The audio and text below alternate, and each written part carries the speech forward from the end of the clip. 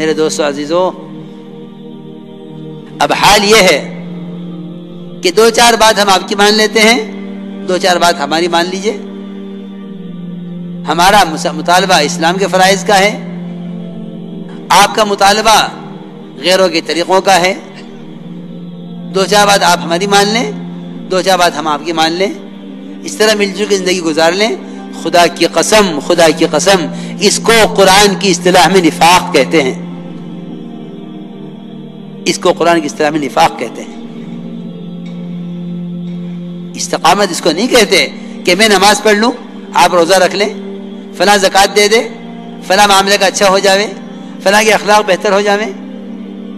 اس کو اسلام نہیں کہتے، اس کو استقامت نہیں کہتے.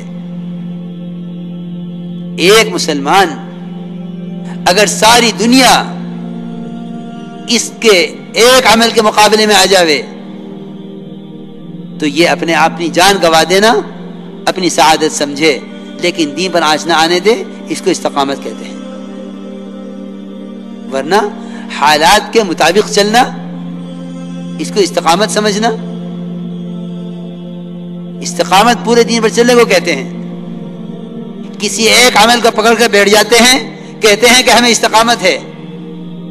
نہیں، یاد رکھنا میری بات، کسی ایک عمل کو پکڑ لینا، اتنی استقامت تو منافقین میں بھی تھی،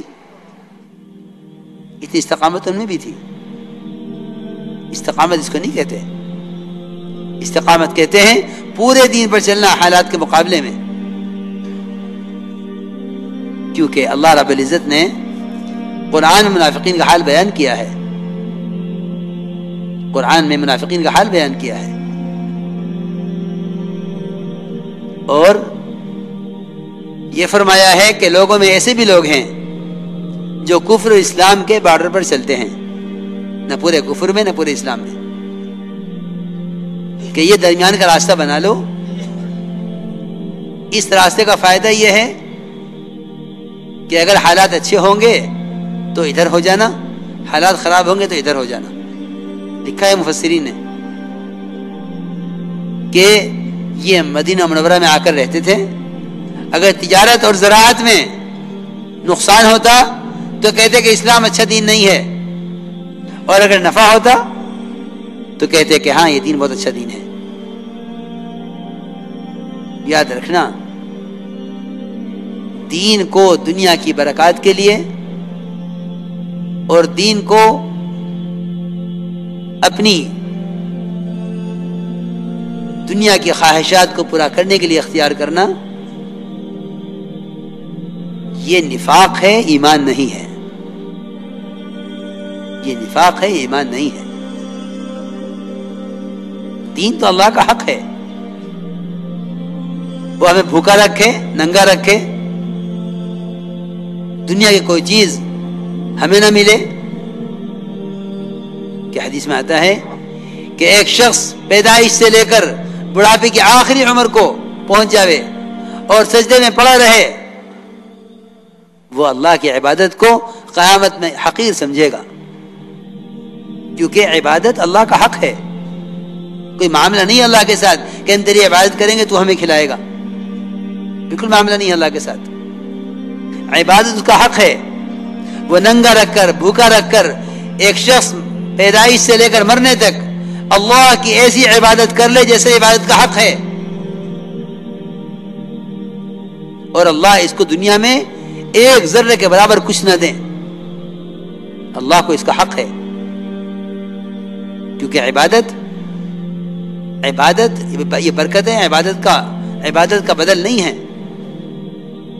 عبادت اللہ کا حق ہے. عبادت اس کا حق ہے. اگر وہ سارے عابدوں کو جہنم میں ڈال دے، اس کو اس کا حق ہے. اس کی سمجھیت کا تقاضا ہے. یہ کوئی چوں نہیں کر سکتا.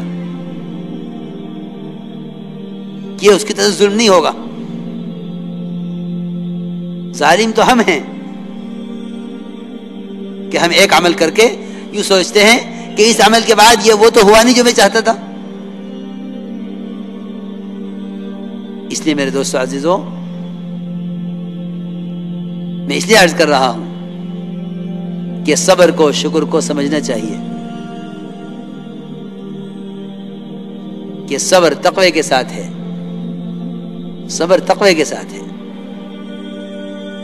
بغیر صبر کے جو تقوی کرے وہ بغیر تقوی کے صبر اختیار کرے، جو بغیر تقوی کے صبر اختیار کرے وہ تو بالکل ایسا ہے جیسا کوئی چور یا کوئی مجرم کہ تقوی کے بغیر عزیزہ برداشت کر رہا ہے. اس لیے میں نے عرض کیا کہ دین کے بارے میں کیونکہ اب خیال ہی ہونے لگا ہے کہ بھئی باطل سے سمجھوتا کر لو تاکہ کم سے کم دنیا کا وقت تو صحیح گزر جاوے. آخرت کے دوام کا تصور نہیں ہے، گزرنے والی دنیا کا فکر ہے. آخرت کے دوام کا تصور نہیں ہے، آخرت کا دوام کا تصور کرو. اس لیے یہ بہت نازک بات ہے، بہت نازک بات ہے کہ ہم دینی سمجھوتا کر لیں کہ ٹھیک ہے 2 باتیں ہم آپ کی مان لیں، 2 بات آپ ہماری مان لیں. اس طرح دنیا میں گزارا ہو جاوے کہ قرآن کی اصطلاح میں اس کو نفاق کہتے ہیں. آپ صلی اللہ علیہ وسلم سے مشرکین نے بڑے مطالبے کیے ہیں اصلاح ان کے. آپ صلی اللہ علیہ وسلم جب بھی آپ بیت اللہ کا طواف کرتے تو آپ ہر چکر میں حجر اسود کا بوسہ لیتے. یہ آپ کو پسند تھا، یہ آپ کو پسند تھا حجر اسود کا بوسہ لینا. مشرکین نے جب یہ دیکھا کہ آپ کو حجر اسود کا بوسہ لینا پسند ہے تو انہوں نے یہ کہا کہ اے محمد